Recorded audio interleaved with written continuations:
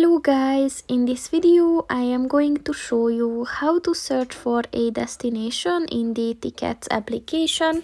But first I just want to mention, don't forget to subscribe to my channel, because at 10,000 subscribers I am going to show you my whole YouTube revenue statistics and growth strategy, as well as how to make money online.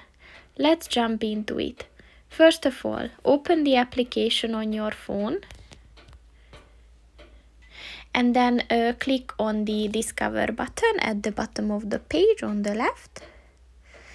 And then click on the Cities, Venues, Attractions section, where you can find nearby as well as popular destinations. So just choose one. And as you can see, there's a top things to do section. There's also destinations which are available today, some hidden gems that worth a visit, and you can also find some combination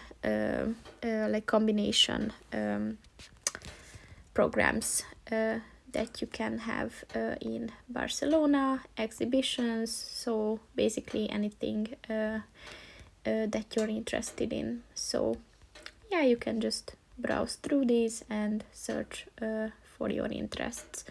So that's pretty much it for this video, guys. See you in the next one. Goodbye.